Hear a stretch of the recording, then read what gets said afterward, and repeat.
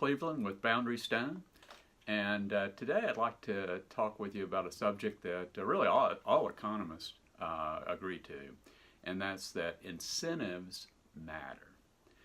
Now, when I say that, perhaps the best explanation is actually a story, and I think it's a real story. I discovered it reading Yuri Maltsev's book. Actually, this book he edited, but he wrote one of the first essays, and he in that essay, in that book, A Requiem on Marx, he told a story about a situation that occurred in Moscow during the 1980s.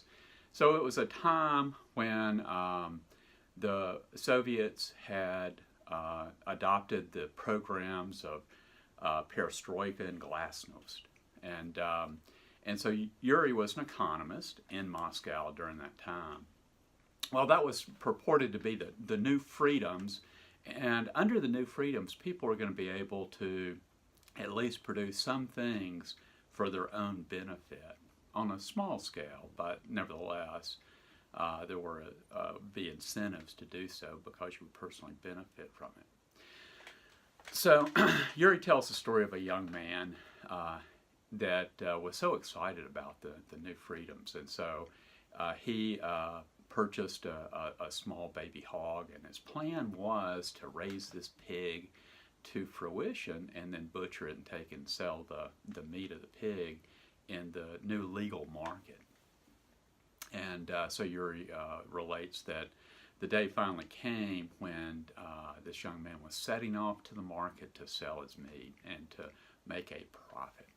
And Yuri says the young man was so excited, and he left. And then Yuri said he was walking down the street later that evening, and this young man was sitting up under a street lamp, and he was drunk. He had a bottle of vodka that was nearly empty by his side.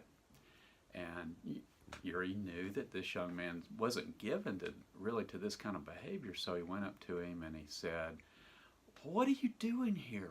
What happened?"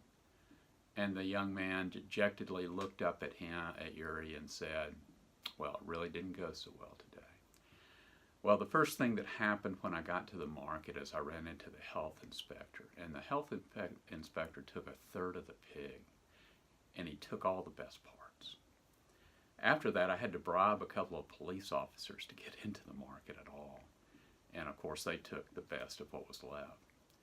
By the time I'd paid fees to secure a slot in the market to sell what I had left, I was able to only make enough money to buy this bottle of vodka, and it's nearly gone."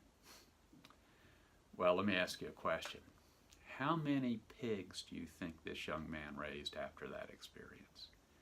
And if you said 0, I think you're exactly right. See, the Soviet Union collapsed on itself economically. They didn't produce anything. As a matter of fact, the jokes that they would tell one another reflected this truth. One of the jokes was this: "Well, we pretend to work and they pretend to pay us."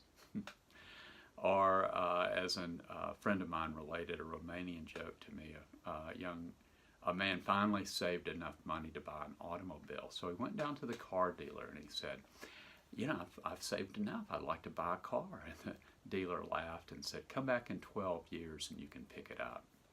And the man said, "Well, should I come in the morning or the afternoon?" And the dealer looked dismayed and laughed again. And he says, "What does it matter? It's 12 years. He says, "Yes, I know, but I have a dental appointment that day too." So you can see, you just couldn't have anything in that kind of environment. Socialism, this whole idea that somehow government demands are going to create things, is foolish nonsense. Incentives do matter. So hope you think about this one.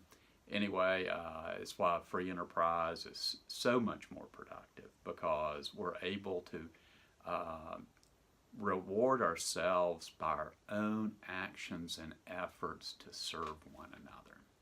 Anyway, talk to you next time. Dr. Paul Cleveland, Boundary Stone. Check out our website. We're trying to provide you with the resources you need to engage your world. See you next time.